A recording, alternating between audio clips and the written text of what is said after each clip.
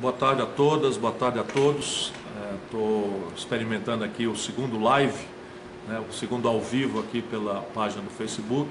Vocês vão desculpando aí, isso é tudo ainda completamente amador e feito por amigos que estão me ajudando. E assim que nós vamos devagarinho, bateu a porta ali, e assim que nós vamos indo devagarinho até chegar a hora realmente de profissionalizar, mas tudo na hora da lei correta. Eu vou fazer isso uma coisa regular, pelo menos uma vez por semana. Eu vou aproveitar essa ferramenta tecnológica para ouvir vocês, para tentar responder perguntas, e aquelas que eu não souber responder agora, eu anoto para responder em outra ocasião. Enfim, eu quero me apresentar. Sou Ciro Gomes, ex-governador do Ceará, ex-prefeito de Fortaleza, ex-ministro da Fazenda do presidente Itamar Franco, ex-ministro da Integração Nacional do presidente Lula, ex-deputado federal, ex-deputado estadual e já fui candidato a presidente da República 2 vezes. Hoje sou vice-presidente nacional do PDT e estou caminhando pelo Brasil, denunciando o golpe e propondo alternativas, caminhos concretos para superarmos essa gravíssima crise econômica, política, moral, institucional que estamos vivendo no nosso sofrido Brasil. Então, obrigado aí àqueles que se ligaram. Eu estou pronto, o Vicente vai me ajudar aqui do lado, vai ler as perguntas e eu vou tentar responder. Raquel Alves Lima pergunta sobre essas reformas que estão sendo feitas pelo atual governo e se é possível anular, caso um dia o senhor vire presidente ou um próximo presidente. Raquel, não é possível anular. Todas essas reformas, elas são feitas com, algumas delas, com status constitucional. Por exemplo, essa PEC 55, que tabelou e congelou pelos próximos 20 anos o gasto em saúde, educação e previdência, deixando livres os gastos exorbitantes, imoralíssimos, com a agiotagem oficial, com juros. Essa é uma emenda à Constituição. Só outra emenda à Constituição pode revogar, e é preciso lembrar que essa emenda só passa com 3/5 da Câmara e 3/5 do Senado. Como elas estão vindo para atender interesses dos barões, dos mais ricos, dos mais poderosos, dos interesses estrangeiros, nós vamos ter muita dificuldade. Por isso que a hora de lutar é agora, né? Algumas coisas ainda dá tempo da gente reverter, e o que não é possível é a gente aceitar passivamente. Lutar dentro das linguagens da democracia, mas o povo precisa sair de casa e ir para a rua, escrever para o seu deputado, reclamar, esculhambar, porque se nós deixarmos, eles vão avançar muito fundo, e o Brasil está experimentando retrocessos em matéria de cuidados com os direitos do trabalhador, com os pobres, com os usuários da saúde pública, da educação pública, com aqueles que precisam da segurança pública funcionando. Basta ver o que está acontecendo no Rio de Janeiro, aconteceu recentemente no Espírito Santo, outro dia aconteceu em Fortaleza. Enfim, nós precisamos sair de casa, sair da nossa acomodação e lutar, protestar e não deixar que eles consumam essa obra antinacional, antipovo que eles estão fazendo. O Leandro pergunta o que é que o povo nesse momento deve fazer com relação a isso. Leandro, nós estamos vencendo devagarinho a parada, por exemplo, contra a reforma da Previdência. Não é que a Previdência não precise que a gente abra uma grande discussão. Nós precisamos discutir o futuro da Previdência Social, porque nós estamos envelhecendo por média. Hoje nós temos um mercado de trabalho que mudou muito, tem muito robô, muita máquina, muita automação. Portanto, é absolutamente legítimo que a gente abra uma grande e generosa discussão, sem qualquer tipo de preconceito, sobre o futuro da Previdência Social. Mas o que eles estão propondo é um avanço terrível sobre os mais pobres, os mais vulneráveis, os professores, os servidores públicos, as pessoas que não têm condição de vida para viver tantos anos. E isso tudo é uma imoralidade e é uma coisa que nós temos que lutar. E volto a lhe dizer, estamos vencendo. Como é que nós estamos vencendo? Manifestações de rua. Se você puder, cada vez, você que está nos ouvindo, cada vez que as centrais sindicais convocarem, que o Grêmio Estudantil convocar, compareça. Vá lá, nem que seja para observar a primeira vez, mas na medida em que a gente mostra grande volume de gente protestando na rua, os políticos começam a ter medo, porque a única coisa que amedronta político é perder o voto do cidadão. E isso também nos recomenda. Cada um de vocês tem um deputado. E, evidentemente, não só tem um deputado, como pode entrar na lista dos deputados do seu estado e mandar um e-mail para cada um protestando, dizendo que ele não merece mais o voto do povo se ele vota contra o povo e em favor do baronato. A Antônia, professora alfabetizadora de Jucás, pergunta sobre seus planos, o que é que pode ser feito para melhorar a educação básica no Brasil. Antônio, nós no Ceará temos 77 das 100 melhores escolas apuradas no Brasil pelo IDEB. Isso não quer dizer que virou uma maravilha do dia para a noite, mas quer dizer que mesmo em ambiente de muita pobreza, como é o semiárido do Nordeste, de finanças públicas que não são ricas como os grandes estados brasileiros, é possível fazer isso. E como é que se conseguiu fazer isso? Mudando completamente a lógica de alocação dos recursos. Você não vai fazer uma melhor educação se você não vincular cada vez mais receita pública ao esforço educacional. Aqui no Ceará, por exemplo, o critério de distribuição da participação dos municípios no ICMS é maior para quem investe mais em educação e menor para quem não investe tanto em educação. A partir daí, a capacitação, o retreinamento continuado dos professores e professoras, dos dirigentes, né, e a partir do mérito na escolha dos dirigentes, na profissionalização e o fim da demagogia, né, na escolha dos mestres, e a avaliação dos alunos, não por amostragem, mas de 100% dos alunos, isso tudo vai preparando a mudança estrutural que o Brasil precisa fazer. E a União Federal precisa aumentar a disponibilidade e não fazer o oposto. Com essa PEC 55, que é a PEC da morte, nós agora, daqui até 20 anos, nós não temos mais direito não temos mais como aumentar fora da inflação o gasto com a educação. Por isso que a gente vai entendendo, cada dia que passa mais, o crime que o governo golpista está fazendo contra a sociedade brasileira.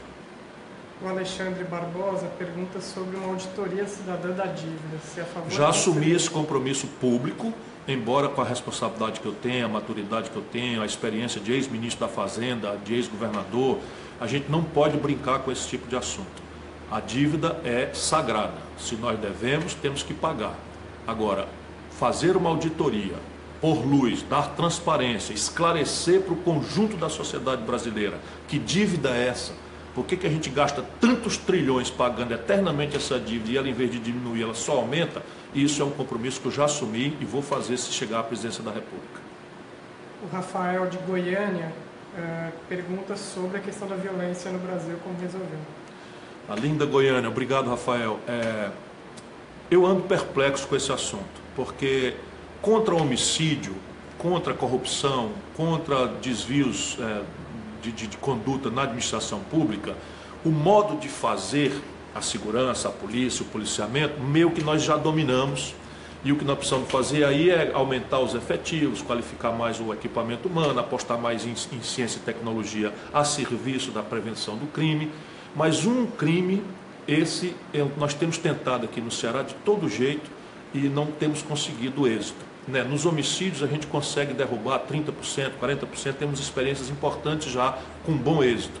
Mas na questão do roubo, que é o assalto, do furto, né, que é essa coisa que assusta todo mundo e que pode ser a véspera de uma violência mais grave, é preciso de fato desenvolver muito mais estudos, muito mais experimentos, porque não temos conseguido êxito em passar para a sociedade uma prevenção eficaz. Claro que a ostensividade do aparelho policial, o que importa é aumentar efetivos, o que de novo nos joga na crise grave em que estão nos jogando os golpistas que tomaram o poder no Brasil. Está proibido expandir o gasto com segurança pública fora da inflação também.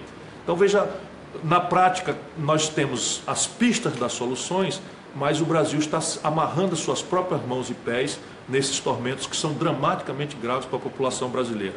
E não é por falta de dinheiro, é para deixar dinheiro sobrando o máximo possível para jogar no poço sem fundo da maior taxa de juros do mundo sem qualquer tipo de explicação.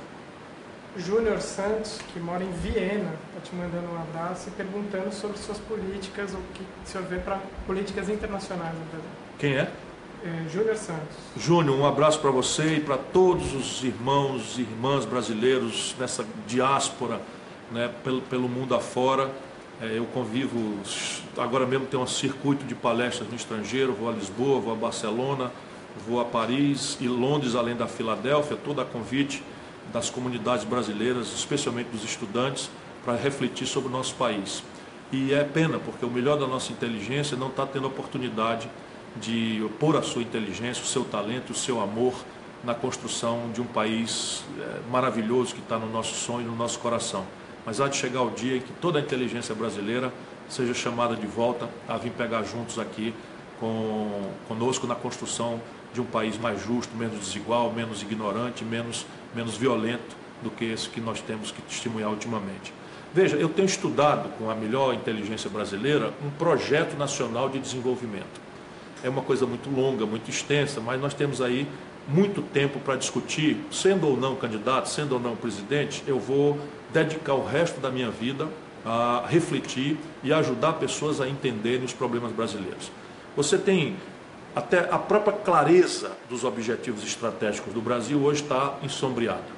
Hoje, o crescimento econômico que gera emprego, que gera tributos para pagar melhor as coisas que o povo precisa, é um efeito colateral de uma engenhoca de economês que se montou numa madrugada, numa noite, no Palácio da Alvorada com Fernando Henrique Cardoso lá atrás e com Armínio Fraga, e que infelizmente o governo PT, do Lula e da Dilma mantiveram. Então o Brasil, se tem uma meta de inflação atirando com a maior taxa de juros do mundo, sobre uma miragem de inflação que é causada por preços administrados pelo governo, sobre os quais juros não tem efeito nenhum, ou por distorções do mercado de câmbio, que se transportam para o preço das coisas, sobre os quais também a taxa de juros não tem efeito nenhum, nós estamos proibidos de crescer. Não por acaso, em 1980, o Brasil representava 1% do comércio mundial e a China representava 1% do comércio mundial. A China com 900 milhões de habitantes e nós com 130 milhões de habitantes. Hoje, a China representa 12,5% do comércio mundial e o Brasil patina no mesmo 1% do comércio mundial. Evidentemente que a economia política brasileira está errada, mal concebida e muito porcamente administrada.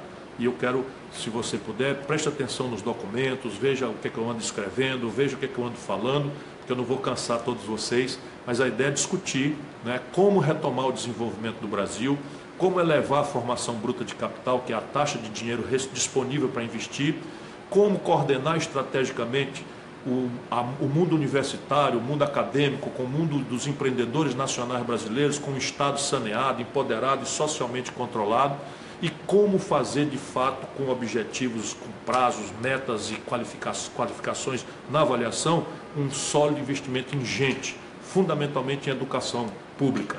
Já falei aqui, 77 das 100 melhores escolas básicas do Brasil no IDEB estão no Ceará.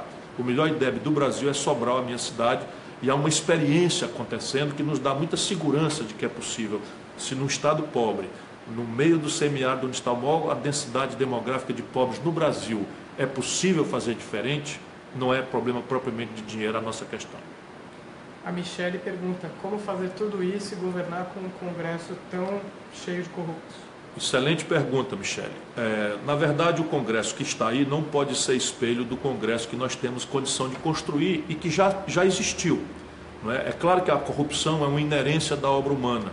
A corrupção na política, ela está presente em todas as sociedades e no Brasil o problema é que, de um lado, a impunidade é o prêmio desta corrupção e quem sabe a Lava Jato poderia pôr um fim nisso. Eu ainda tenho esperança, apesar do exibicionismo, dos erros graves que estão semeando nulidades para os tribunais amanhã anular tudo.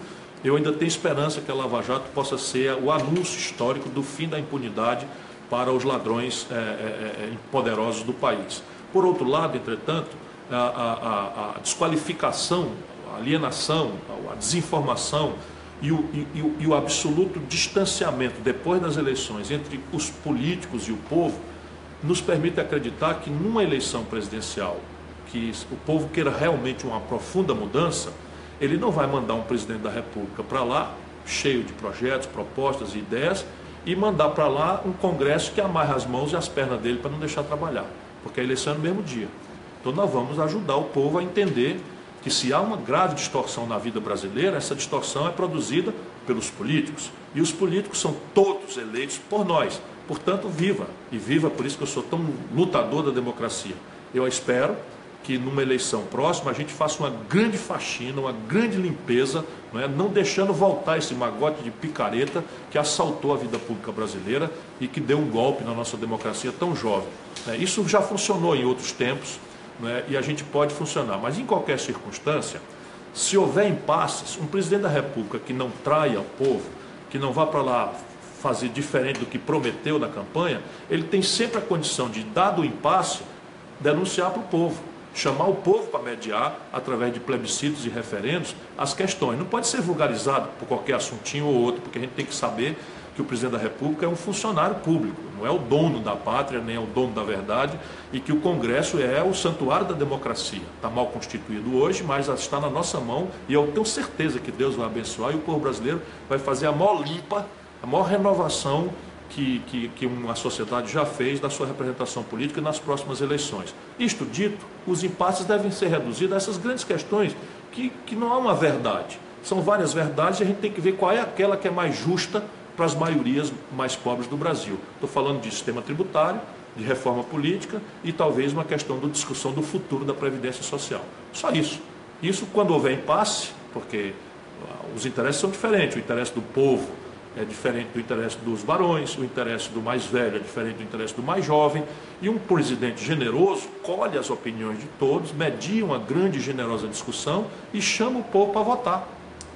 Inclusive os políticos podem se proteger das pressões e contrapressões, fazendo com que o próprio povo vote diretamente. É assim nas democracias amadurecidas do mundo inteiro. Só aqui que a elite tem horror à ideia de que o povo é que deve votar diretamente suas principais questões e não seus representantes de costas voltadas para o povo. A Mari Ruxel pergunta, caso tenha uma eleição sua ou de alguém que represente esse grupo, se não teria a possibilidade de ter mais um golpe no Brasil?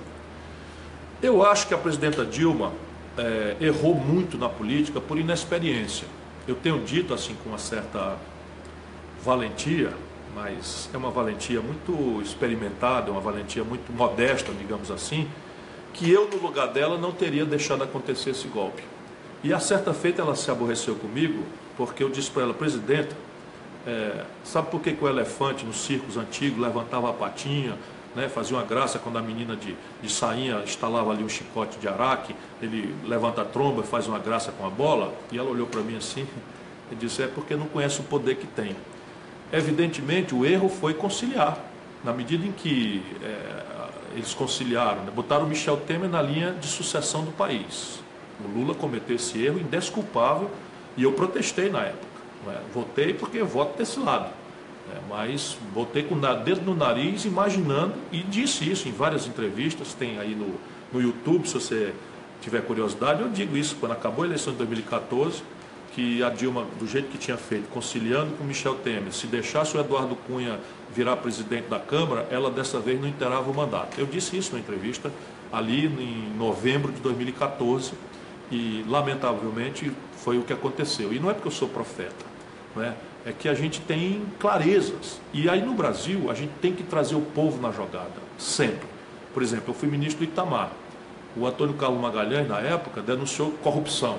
O Itamar chamou ele no palácio e, quando ele chegou para falar, queria fazer de porta trancada. O Itamar mandou abrir a porta e entrar todos os jornalistas e disse, pois não, governador, diga onde é que tem corrupção no meu governo. Ou seja, o cara que não é corrupto, não tem nada que ficar conciliando com o corrupto. E se o corrupto chantagear, como foi feito pelo Michel Temer, corrupto, e pelo Eduardo Cunha, corrupto, e por essa quadrilha que deu o golpe, ela tinha que ter chamado o povo para ajudar a enfrentar essa gente. Jamais teria que ter botado lá gente deles para ser ministro da Fazenda, como ela colocou, fazer tudo o oposto do que prometeu na campanha. Aí ela perdeu o povo e não teve mais a quem recorrer, caiu. Comigo isso não acontecerá jamais. A Tami Vieira pergunta se acha que na próxima eleição vai ter uma renovação verdadeira do Congresso ou uma enxurrada de votos de protesto.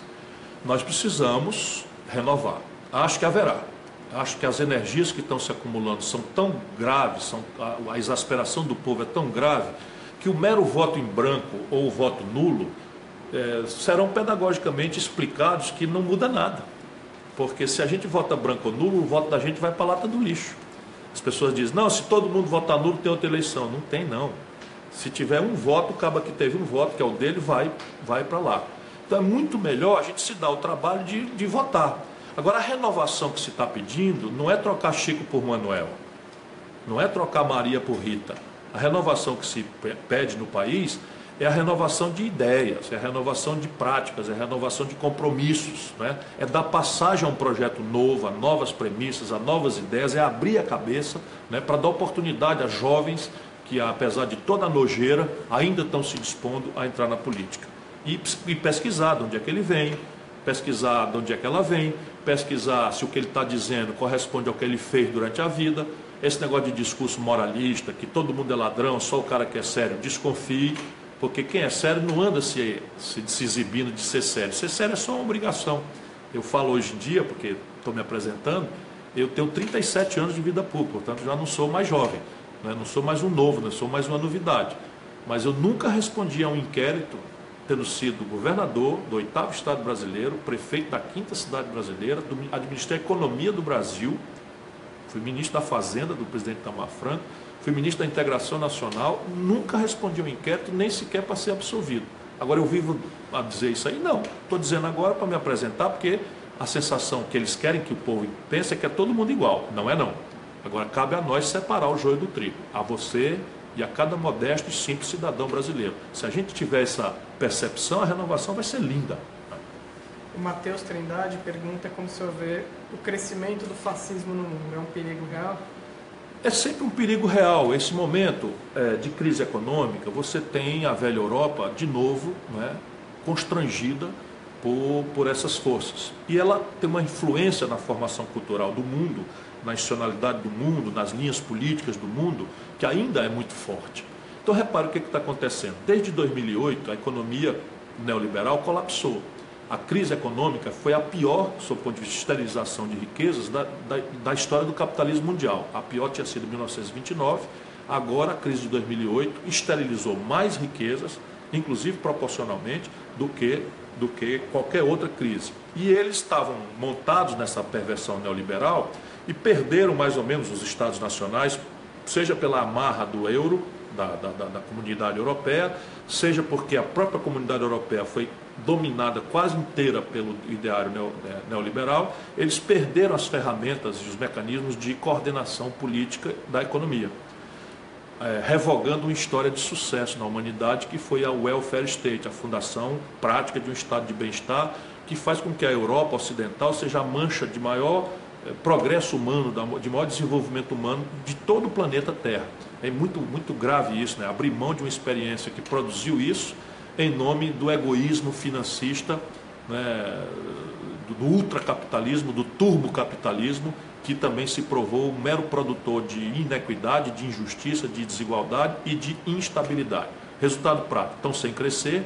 E hoje a Espanha, só para dar um exemplo, entre os jovens de 18 a 25 anos, a Espanha tem 42% de desempregados. Olha aqui, 42% de jovens de 18 a 25 anos desempregados na Espanha. E todo o espectro ideológico partidário foi ao poder e traiu a concepção e praticamente replicou o mesmo ideário neoliberal. E o jovem, então, espanhol, está escabriado. Uma parte foi para as práticas do Black Bloc, né?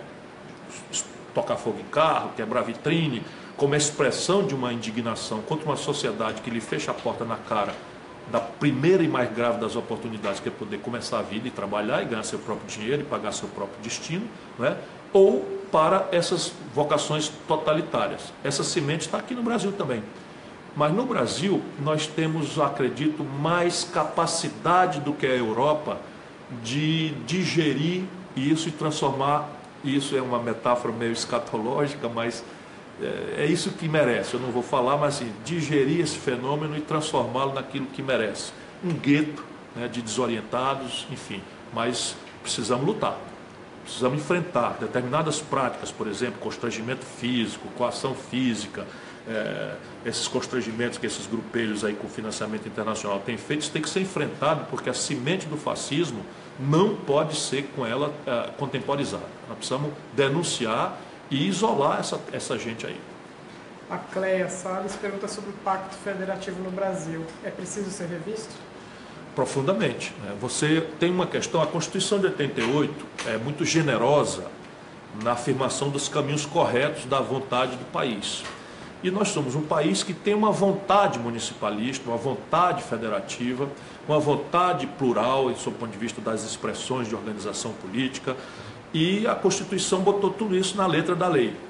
Só que ela é, nesse sentido, meio aritmeticamente impraticável. Nesse caso do Pacto Federativo, eu vou explicar claramente. Nós criamos uma Constituição que repartiu as tarefas, né, entre a União, os estados e os municípios, e repartiu os impostos entre a União, estados e municípios, de maneira que a maior parte do dinheiro, quando a Constituinte foi feita em 88, ficaria para os estados e municípios, que administrariam as questões básicas da população, de educação, de saúde, de segurança pública, as 3 mais relevantes, mas também estradas e aeroportos regionais e portos regionais, etc, etc. Ficando a União com a Seguridade Social, que é uma grande despesa, e com a Polícia Federal, com as universidades federais e com a substantiva conta do SUS, além da Previdência Social.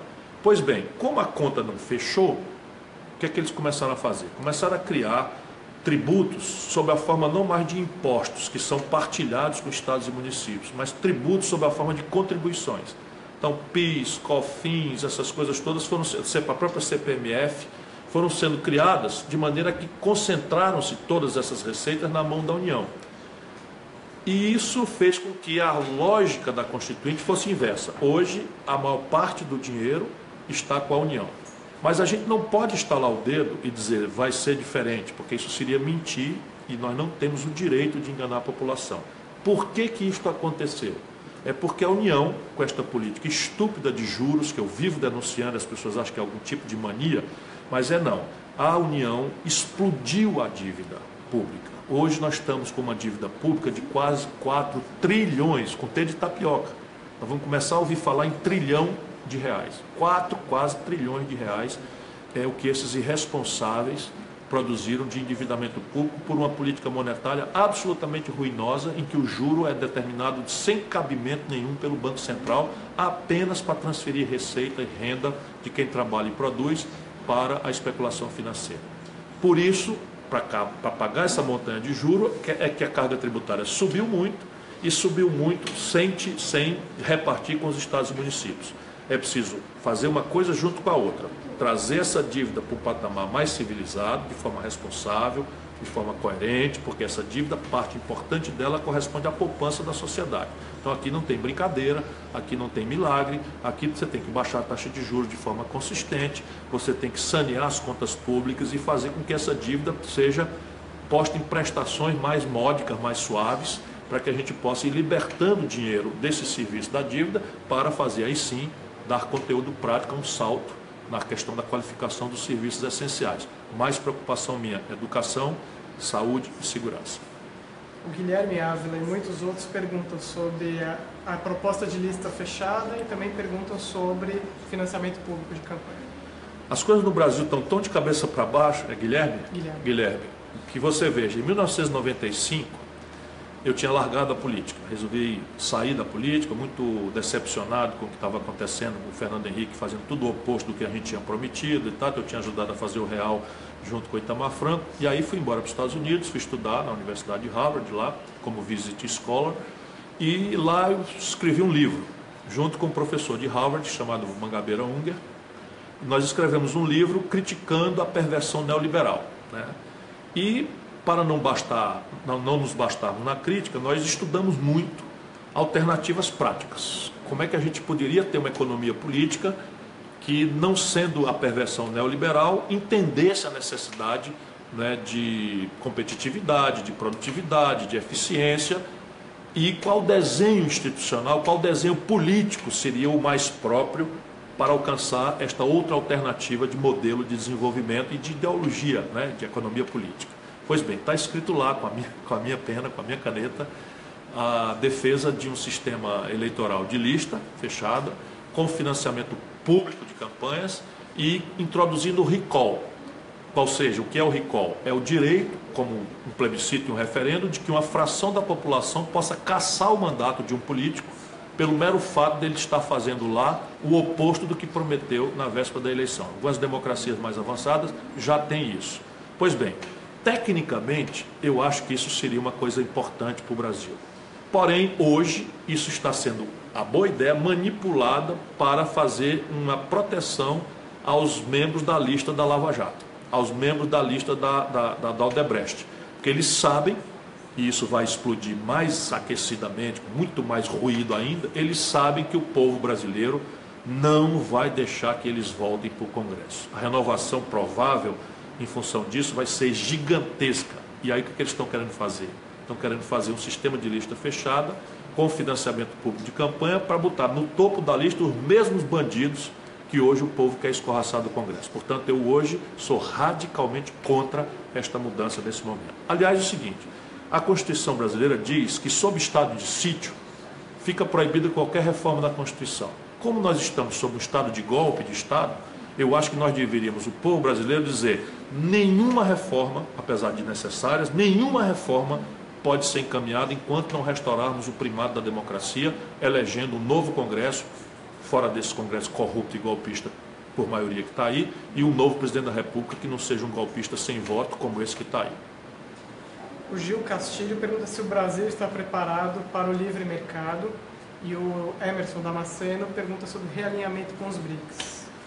Olha, o livre mercado garante ao consumidor o direito de escolha e, portanto, a presunção de que ele vai ter acesso ao melhor produto ao menor preço possível. Portanto, há uma virtude no livre mercado.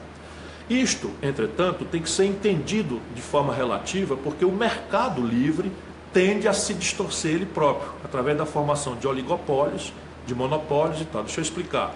Vamos supor que na sua cidade tenha 50 postos de gasolina. O livre mercado é cada posto administrar com mais eficiência o seu fornecimento, seus custos de folha de pagamento e botar isso no preço do litro de gasolina na bomba. De maneira que o consumidor fique sabendo que o posto da esquina acolá vende 2 centavos, 3 centavos, 5 centavos, 10 centavos mais barato do que aquele acolá. Essa é a virtude do livre mercado. Mas o que pode acontecer? Os donos dos 30, 40, 50 postos da sua cidade podem fazer um jantar e se combinarem. E agora é o seguinte, botar todo mundo o preço mais ou menos igual e 20, 30, 50, 70 centavos acima do necessário para ganhar dinheiro. Na aparência é livre mercado, na prática é um oligopólio, é uma distorção. Portanto, o governo tem que estar sempre presente em parceria, ou regulando, ou intervindo mesmo no domínio econômico, de maneira a prevenir e a resolver as distorções que o mercado tende a produzir por egoísmo, né? O capitalismo é intrinsecamente egoísta, ele não tem preocupação, por exemplo, com a saúde da sua família e vende uma carne podre com ácido, né? Isso evidentemente a responsabilidade é pública.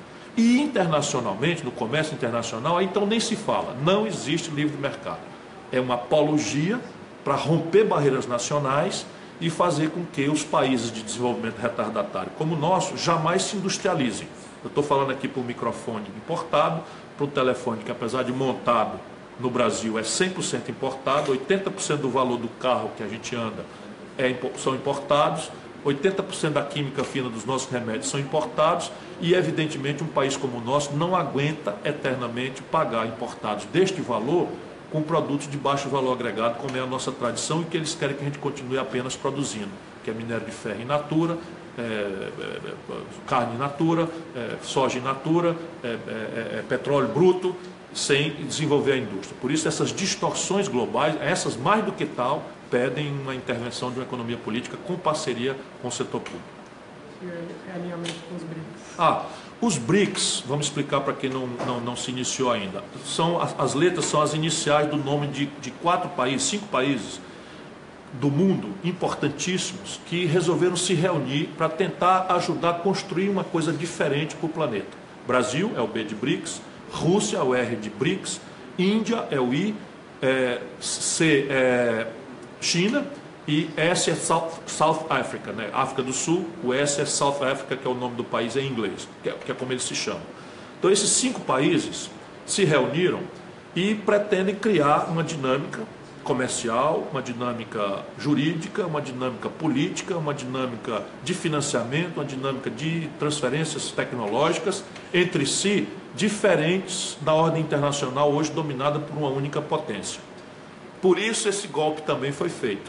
O Brasil participou, inclusive em Fortaleza, onde eu estou agora, da fundação, foi feita aqui, do Banco do BRICS. É a primeira agência multilateral, a primeira agência de financiamento mundial, diferente do Banco Mundial, do Fundo Monetário Internacional, que são completamente controlados pela ortodoxia norte-americana e pelos interesses da potência. Então, evidentemente, o petróleo brasileiro, por exemplo, tinha 30% reservado para exploração pela Petrobras, de maneira a deixar essa riqueza para os filhos e netos nossos, financiar a educação, os royalties, etc. Eles já revogaram, esses golpistas já revogaram e estão entregando 100% do petróleo brasileiro aos estrangeiros. De maneira que o BRICS é uma coisa que tem que ser retomada, porque o Brasil não vai brigar com os Estados Unidos. A nossa amizade é pan-americana, nossa posição no mundo é nas Américas, nossa tradição cultural é europeia. Portanto, não há nenhuma intenção brasileira, né, de romper com nada, mas apenas queremos participar de uma ordem internacional assentada na paz, na não violência, na não intervenção em assuntos domésticos dos outros países, na solução pacífica dos conflitos, né? Só para lhe dar um dado do que é que nós estamos falando. Hoje a humanidade tem a maior quantidade de seres humanos refugiados fora de seus países por violência da história. São 65 milhões de pessoas, senhoras e senhores idosos, crianças, mulheres, hospedados em barraca de lona, em pleno inverno europeu, com 10, 8, 10, 6, 7 graus abaixo de zero, comendo em panelões, etc, etc, por conta da violência estúpida e o fascismo crescendo também, porque a mão de obra migrante se vende por qualquer preço, porque precisa sobreviver, precisa comer, e o emprego está rareando por essa estupidez que a humanidade vivenciou ao longo desses 30 anos de primado, de hegemonia esmagadora da perversão neoliberal. Portanto, construir uma ordem internacional multilateral, com esses princípios de não intervenção, de paz, de solução pacífica dos conflitos, né, e de reforçamento de outras institucionalidades para o desenvolvimento da humanidade, é um interesse estratégico de todo o planeta que o Brasil pode ajudar muito a fazer. O Paulo Afonso de Teresina pergunta sobre como elevar o percentual de saneamento básico no Brasil, que ainda é muito deficiente. Olha, falta projeto. Hoje tem mais dinheiro do que projeto para saneamento. E, evidentemente, falta também a eliminação de um entulho regulatório que impede que estados e municípios possam acessar mais fortemente esses recursos que há pela poupança compulsória. Por exemplo, o FGTS é um imenso estoque de dinheiro que está sendo aplicado, parte muito grande dele, em títulos públicos, na agiotagem, na especulação financeira, quando podia estar gerando emprego e renda, né, na construção de uma rede de saneamento, de abastecimento d'água, que previne a doença, que é capaz de dar qualidade de vida às pessoas. Por que não estão fazendo? Boa parte dos municípios não tem expertise, nem dinheiro, nem recursos técnicos para fazer projeto. É preciso criar uma unidade de projeto na União Federal. Isso é uma coisa que o Ministério do Planejamento de um governo realmente comprometido com a realidade do Brasil tem que montar, acionar as universidades, estão também com grandes inteligências ociosas, e nós podemos acelerar, envolvendo as universidades, os centros de pesquisa e extensão das universidades, para fazer esses projetos. A Engenharia Nacional Brasileira tem capacidade extraordinária e está sendo destruída por esses escândalos que estão aí, e desmontar também as questões regulatórias. Por exemplo, a relação entre receita líquida dos municípios e dos estados e a capacidade de endividamento não pode ser a mesma para estados que estão absolutamente arrumados, organizados, como é o caso do Ceará, como é o caso hoje do Maranhão, ou mesmo do Piauí. O governador Wellington tem feito um trabalho absolutamente interessante no Piauí, e isso então impede que, estando o dinheiro disponível e você resolvendo o problema do crédito, a coisa seja feita. E essa é uma coisa que nós precisamos fazer rápido no país. A Camila Oliveira pergunta sobre democratização da mídia. O que é que o senhor pensa sobre isso? Camila, isso é um vespeiro, isso é um lugar onde a gente mexe e só perde. Um dos erros que o PT cometeu foi não fazer absolutamente nada, conciliou o que pôde conciliar, acreditou que tinha até cooptado grandes emissoras de rádio. Eu vi isso lá dentro e eu dizia para eles o tempo todo que não era assim. Mas você meter o bedelho do Estado nisso, você meter a coisa da regulação nisso, é uma coisa muito perigosa. O melhor caminho de democratização da mídia é o controle remoto, né? Controle remoto. Mas eu acho que a gente pode fazer mais. Eu acho que a gente pode, por exemplo, abrir no BNDES linhas de financiamento, até não creditício, venture capital, depois eu posso explicar o que é que significa, mas é capital associado, para financiar cooperativas de jornalistas e cooperativa de produtores e artistas culturais, produtores culturais e artistas, para pulverizar ao máximo, não é, os meios de comunicação. De maneira que o controle remoto, casado com a possibilidade de outros centros de produção excelente, não é, feitas diretamente por artistas, intelectuais, produtores culturais ou jornalistas brasileiros, pode ser aquele caminho que mais me parece democrático, porque chegar ao poder e meter a mão para controlar de qualquer forma uma mídia que é oligopolizada, que é uma mídia de classe, que é uma mídia distorcida, mas a gente tem que supor que reclamar da imprensa, como dizia Churchill, é como um marinheiro ir para o mar e reclamar do mar. Nós precisamos conviver com isso por amor à democracia. Eles não têm nenhum, mas nós temos. Portanto, financiar alternativas de geração de informação, alternativas de geração de produtos culturais, é talvez o caminho mais poderoso de financiamento de mídia. E a verba publicitária. A verba publicitária tem que ser distribuída do governo, dos governos, tem que ser distribuída de forma, vamos dizer, a financiar não só o valor da audiência, mas o experimentalismo midiático, a experiência institucional, o pequeno veículo, o pequeno blog, as cooperativas, que é o que mais me apaixona, as cooperativas de jornalistas e de produtores e artistas. Muita gente perguntando sobre como conciliar desenvolvimento e meio ambiente. A Aniele Neves pergunta também sobre o Código Florestal, como é que a gente pode melhorar isso no Brasil?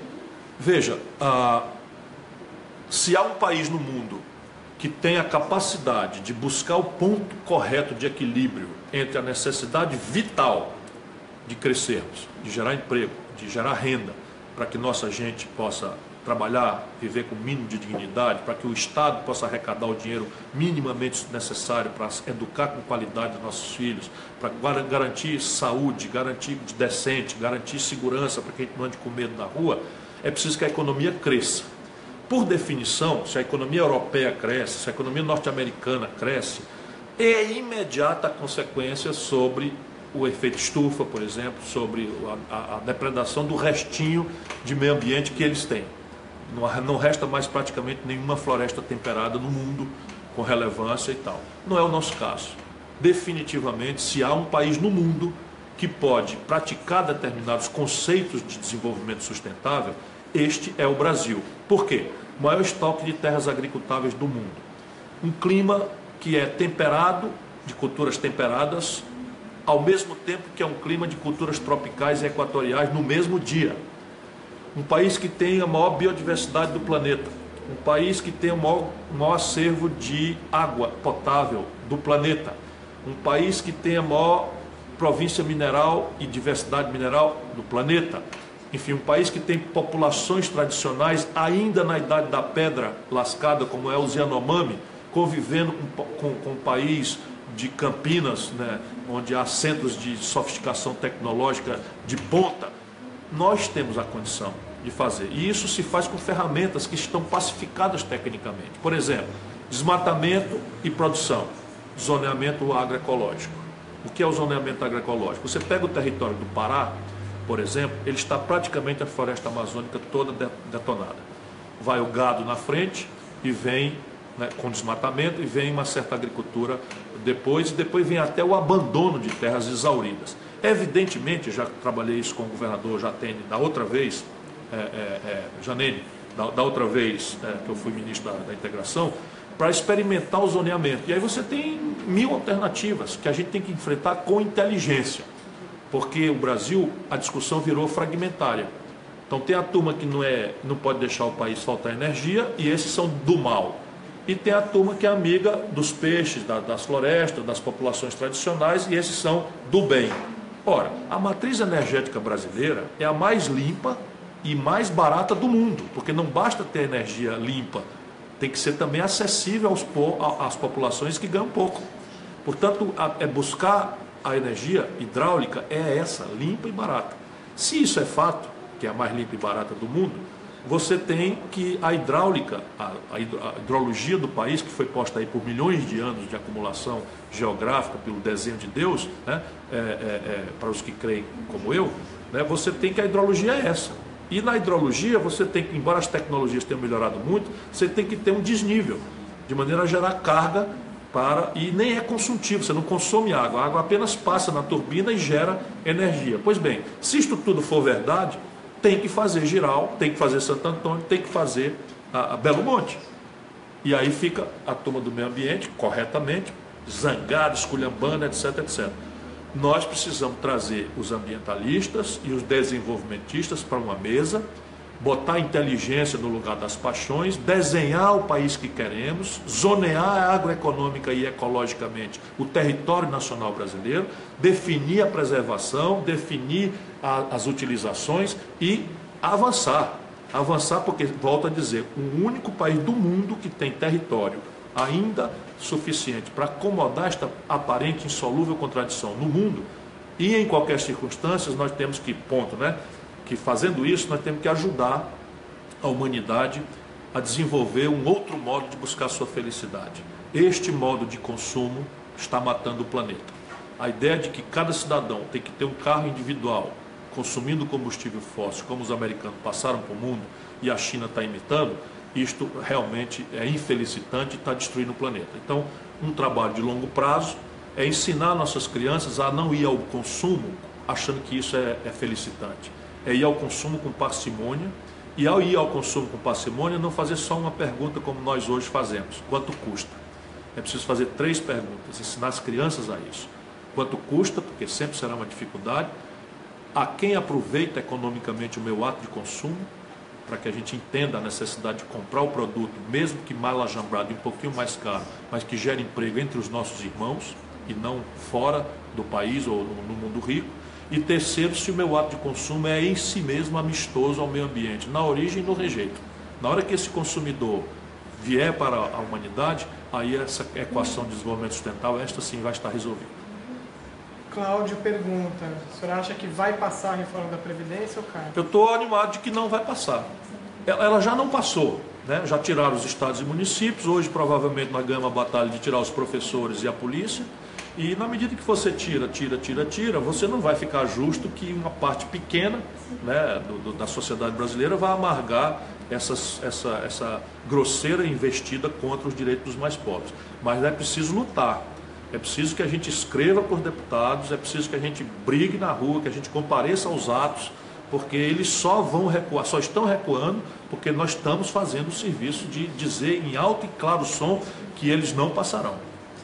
E para terminar, a última pergunta, Carolina Brasil pergunta: como podemos respirar e ter esperança nesse momento? Quer que volte a falar sobre isso, brasileiro? Olha, eu estou muito zangado com tudo que está acontecendo, muito mesmo. E eu não vou passar para vocês aquela conversa mole que vai dar tudo certo e tal. Não, a coisa não está dando certo. O Brasil está se haitizando, sob o pior sentido que essa palavra possa ter, com todo respeito aos irmãos do Haiti, mas é um estado de anarquia política, é um estado de decomposição geral das autoridades, é um estado de apodrecimento da representação política, e o que nos resta